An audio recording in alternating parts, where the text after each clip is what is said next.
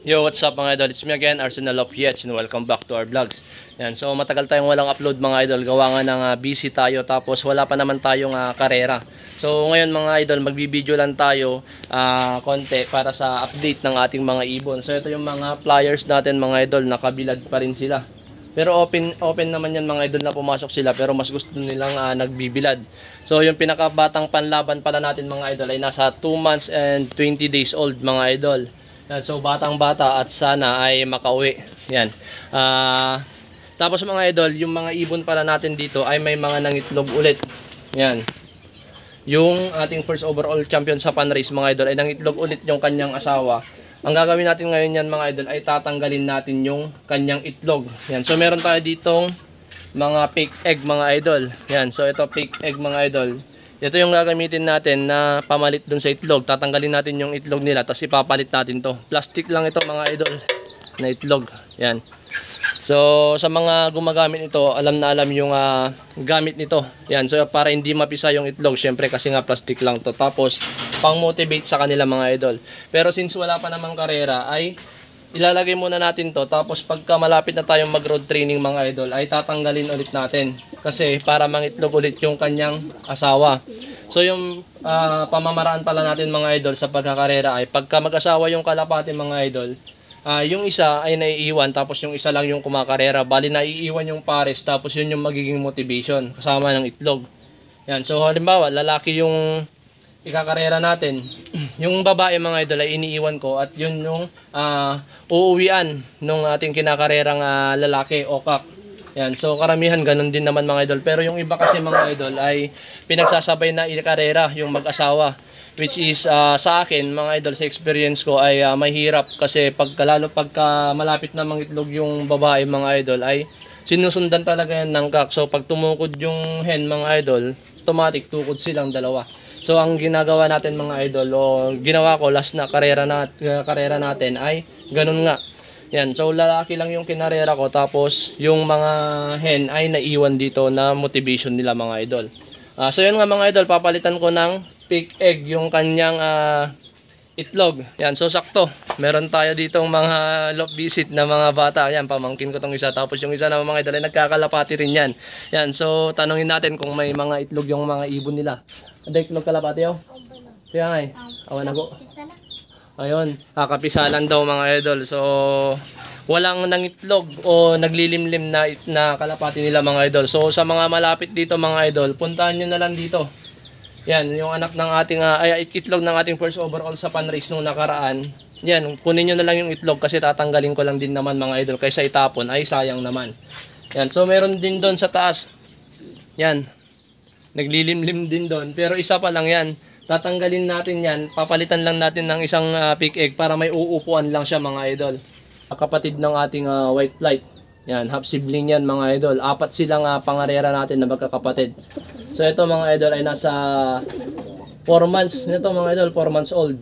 Itong ibon na to. So tingnan nyo naman yung ilong mga idol, i-ano nyo na lang, dilatisin nyo na lang, puti yung ilong.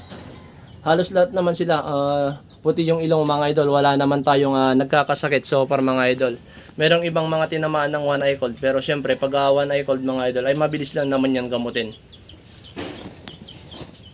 Yan, so papalitan na natin yung kanyang itlog mga idol. So yun mga idol, papalitan na nga natin yung kanyang itlog. Yan. Makawala sila. Yan, so ito yung magandang mga idol para sa akin, magandang pang-pooling. Yung ganyan, yung masungit mga idol. Ayaw niya na may humahawak dun sa kanyang pugad. So yun yung mga magandang pang-pooling para sa akin mga idol. Pero eto, natry na natin kasi sila sa north mga idol. Tatry naman natin sa south. So sana makatapos naman ng karera. Yan, so ito yung mga itlog nila mga idol. Yan, so makikinis yung kanilang mga itlog. Ito yung papalit natin, yung fake egg. So sa mga malapit dito mga idol, kunin nyo na lang to, hingin nyo na lang. Kaysa itapon ko mga idol, PM nyo lang ako. Yan, so ipapalit na natin to. Ito yung kanyang lilimliman mga idol.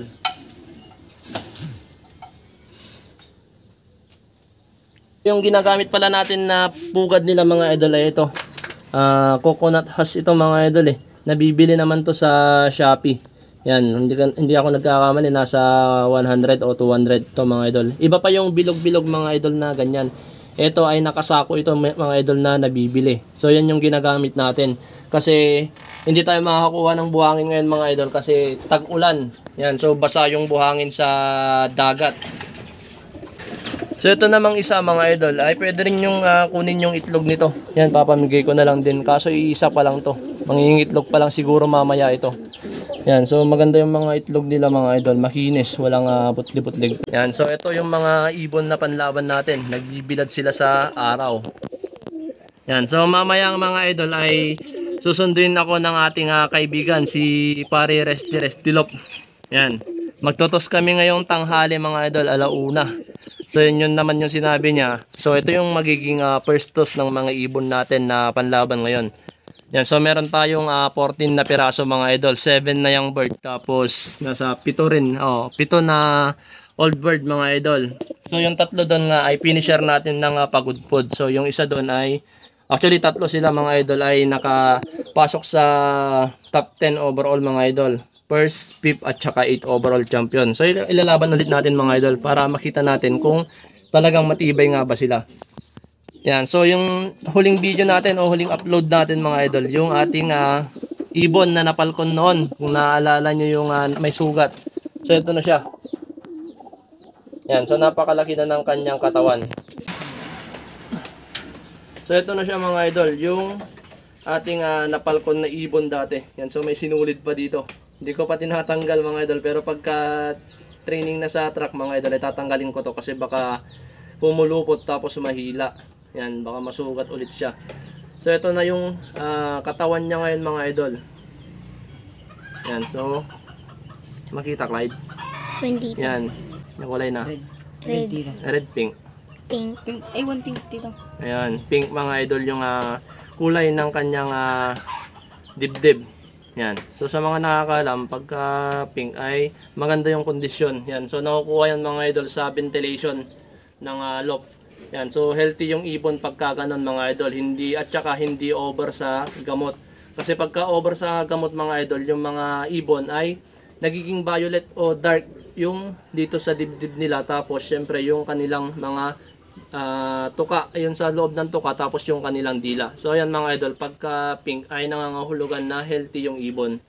So ganun yung pagtingin ko mga idol sa mga ibon, at sa mga napapanood din natin mga idol ay ganun naman yung kanilang basehan. So tested ko na rin to mga idol na okay naman yung ibon pagka ganyan. At syempre mga idol sa kanilang mga droppings. Yan, so dapat hindi basa yung kanilang mga droppings. So ito naman yung mga young bird natin mga idol. Yan, so silipin naman natin yung kanyang katawan. Yan, so kapatid to ni Bjorn, half sibling niya mga idol. Yan, so ganito rin yung katawan niya mga idol. Yan, nakita nyo hindi siya payat mga idol kasi nakabuka dito yung dibdib niya. Yan, so dati mga idol, nung una-una akong nagkakarera, nung bago-bago pa lang mga idol, hindi ko napapabuka ng ganito yung mga katawan ng ibon ko. Yan, so hindi ko pa alam ng mga idol. Pero since tumatagal naman na nagkakarera mga idol at nagkakaroon na rin ng experience mga idol, yan, so nagagawa ko naman. Yan, magaan sila na buoyant mga idol o buka yung kanilang katawan. So ganyan mga idol. Yan, lahat sila. Pero yung pinakabata natin na ibon na 2 months mahigit ay hindi gaano kabuka yung katawan niya. Yan, so hindi pa natin nadi-deworm ito mga idol. Yan, so i-deworm natin sila bago tayo mag-road training. So ito naman yung ating black velvet. Yan, so tignan natin kung ganun din yung kulay. Yan mga idol, so pink din yung kulay ng kanyang dibdib. Tapos yan, makikita nyo may mga dots, may red na dot. Yan, kasi ano na to mga idol nasa 7 months na ata to mahigit o mag 8 months na. Panlaban natin sa old bird ngayon. Yan, so ito mga idol, ang laro nito ay mabilis sa una, pero pagka dumating ng mga nasa kulang-kulang 200 kilometers mga idol ay bumabagal siya. Yan, so ito tansya ko mga idol, pagka nasa nasa ganong layo na ay babagal. Kasi ganito yung lahi nito mga idol. Mabilis siya sa una, pang pulling lang mga idol. Pero pagka lumalayo ay medyo bumabagal tapos nakakat off. Nung last na karera natin to mga idol ay muntik itong nakat off. Nag-speed lang siya ng 711. Tapos nung 120 days naman mga idol ay nakat off naman siya ng pagudpod yan. So boy cut off to mga idol. Pero okay naman. Siguro makukuha yan sa sa training. Yan. So dito mga idol, yung mga nagpapatesting o nagtatanong kung kaya bang lumipad ng mga Pakistani high flyer. Yan, na nakakross sa pangarera. So dito may tinesting tayo. Yan, so ito, tapos yung isa doon mga idol, yan, mag-asawa yan, pero magkapatid yan. Tapos yung isa nilang kapatid, ay ito naman. Yun, yung pumunta doon sa loob, yung checkered na yun. Yan, yung checkered na yun mga idol. Ay Pakistani cross, homing pigeon din yun. Yung tatay naman nito mga idol ay 10 overall champion natin nung nakaraang SDR ng OB category na 500. Yan, so meron dalawa kasi yung OB namin that time mga idol. 300 category tapos 500 category. So ganito yung mga katawan nila mga idol, maliliit lang. Wait lang, kunin natin.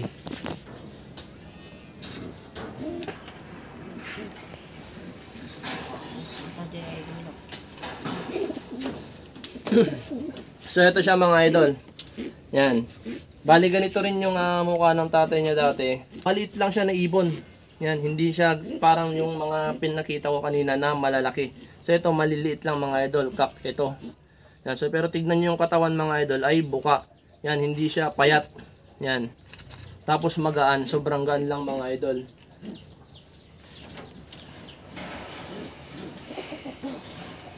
So ito naman yung pares niya. Kapatid niya to mga idol pero hindi natin to ililipad gawa nga ng pares nga niya mga idol yan. So sobrang lit lang. Makikita niyo naman mga idol yung paghawak natin. Yan, sobrang lit na ibon. Yan, so ang pangit lang dito nakabuka yung kanyang buntot. Yan, hindi siya one piece kumbaga. Yan, so ganito lang siya parang native, parang netoy. Yan, pero yung kapatid naman niya ay mas maliit pa yung pumunta dun sa taas kanina. So, yun lang mga idol, yung mga malapit dito na gustong kumuha nitong itlog, puntahan nyo na lang dito sa bahay. Yan. So, mamaya-maya siguro, gawa nga ng lalabas pa kami at magtutos kami nila Pari Resty. Yan, so kasama namin si Idol Gerald naman. Yan, so hintayin lang natin sila mga idol. So yan mga idol, hanggang dito na lang yung update dito sa ating loft. Yan, so abang-abang sa mga videos natin, sa mga road training natin mga idol. At sana makapagpauwi tayo ng mga ibon natin galing karera. Yan, so sana magkaroon ulit tayo ng place na overall champion mga idol. So yan mga idol, maraming salamat sa panonood. Happy flying and God bless mga idol.